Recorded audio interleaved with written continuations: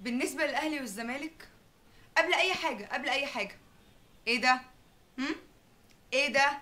انا اهلاويه. والله انا اهلاويه من عيله زملكاويه، كل عيلتي زملكاويه، انا الاهلاويه الوحيده. مش عارفه عملتها ازاي، بس مش موضوعنا. انا عايزه اتكلم في التعصب. على فكره احنا مش متعصبين، والله العظيم احنا مش متعصبين.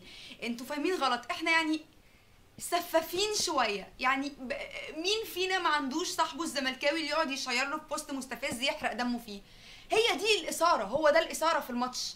حتى الزملكاوي لما بيكسبوا يشيروا لنا لمحسن صاحبه الاهلاوي يحرق دمه شويه زي ما هو حرق دمه قبل كده 90,000 سنه لما كانوا بيكسبوا. ده مش مشكله، مش موضوعنا. ده شويه تعصب عادي جدا. مثال، والله العظيم مش متعصبين. مثال، لما كنا بنتفرج على الماتش دخل علينا يعني واحد صاحبنا زملكاوي جميل، واحد صاحبنا زملكاوي دخل معلي الضحكايه،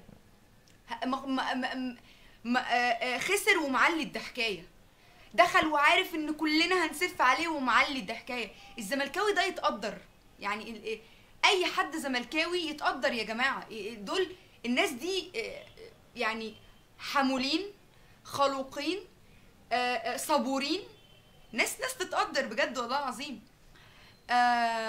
مش ده موضوعنا، ومش ده اللي المفروض نتكلم فيه. وكل الكلام ده يعني من قديم الازل احنا عايشين فيه ومش هيتغير، وهنفضل نسف على بعض كده دايما، بس طبعا بحدود وبالادب. انا كل اللي مضايقني ومدخل الحزن جوه قلبي ان الماتش ما اتعملش في مصر.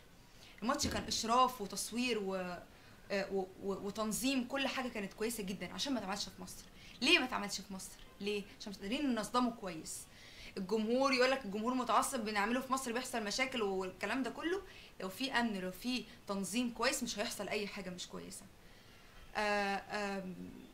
بجد يعني هو ده اللي كنت عايزه اقوله، ان الماتش كان لازم يتعمل في مصر، لان يعني الكوره دي من الحاجات اللي بتفرحنا قوي، والحاجات اللي بتجمعنا، والحاجات اللي بتنكدنا برضه في نفس الوقت عشان بنقعد نسف على بعض كتير.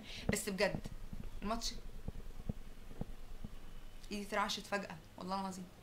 لو عجبك الفيديو سبسكرايب من هنا، سبسكرايب وشوفوا بقية الفيديوهات، ويا ريت تسيبوا لي تعليقاتكم او اي افكار لفيديوهات تانية.